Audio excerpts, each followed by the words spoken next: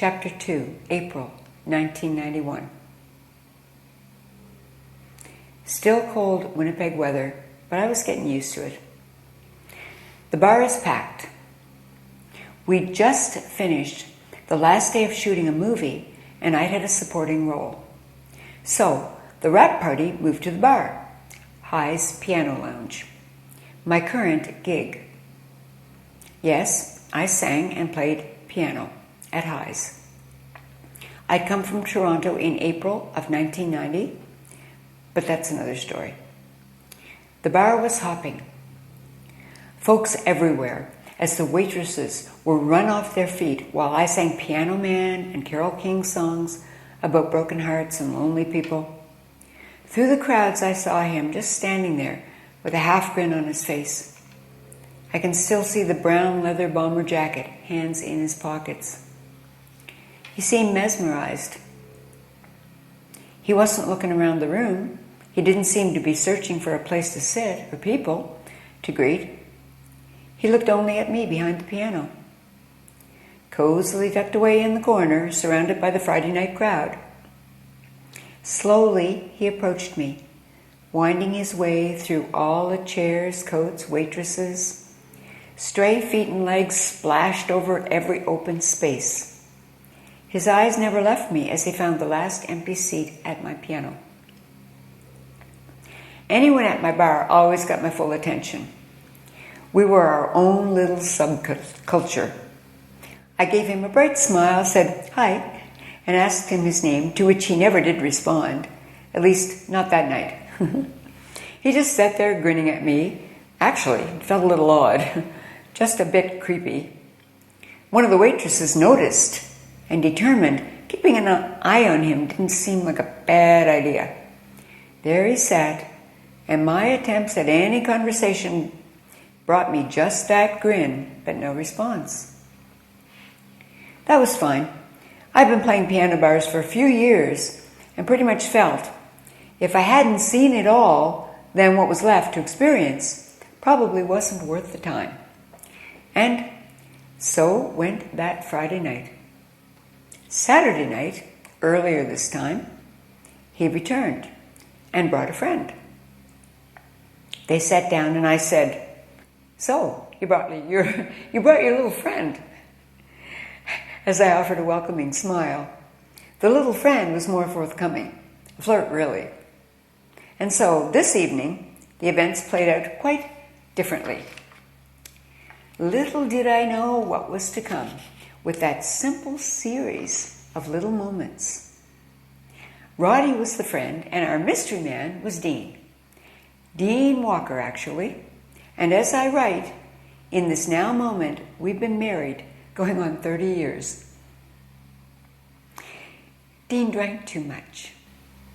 He seemed incredibly lonely. I've always been able to see the expansive panorama who is the human being. I experience their emotions, and I feel their energy. I see darkness, I see light. I've always been attuned to this, although I'm much better now than I was in those earlier years. Dean came to me. He found me in a bar on Kennedy Street.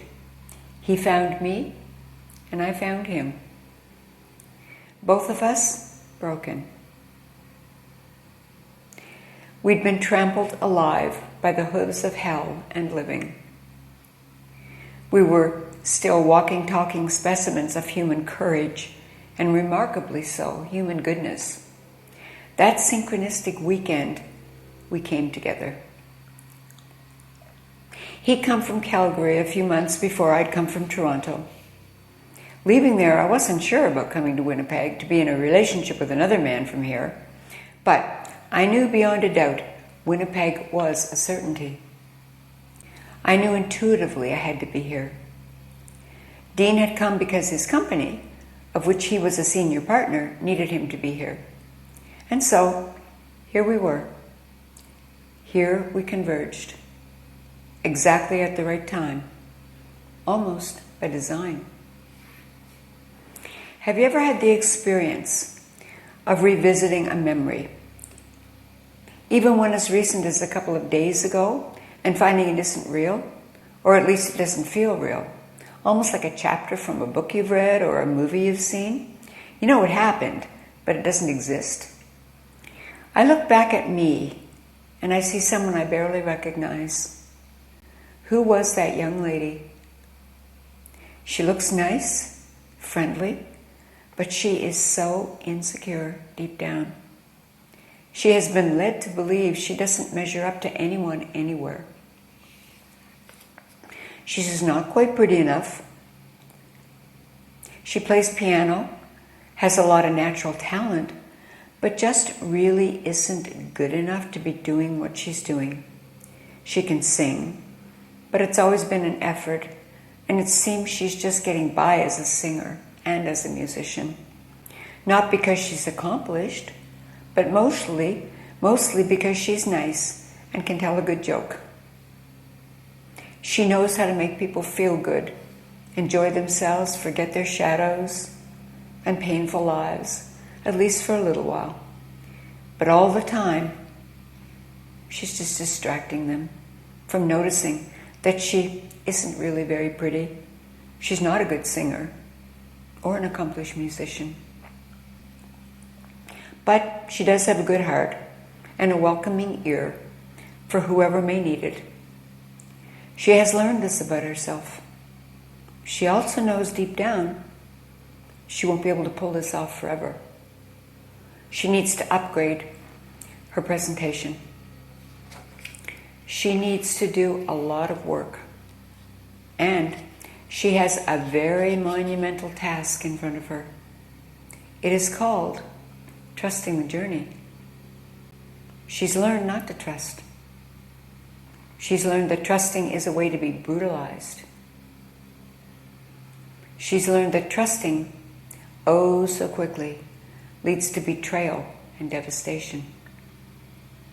She's learned that rebuilding from devastation can be an incredibly painful journey. She has learned there is no other option. But trust the journey? No, I don't think so. I will definitely go on the journey. No choice, really, wherever that takes me. But trust it? Nope. But, as it happens, that was not always the case. There was a time when trusting the journey was an exciting adventure. When waking up to a new day was an unpainted canvas and the colors stretched before me were the hues and saturations all of the rainbow. There was a time, yes, there was a time. Thank you.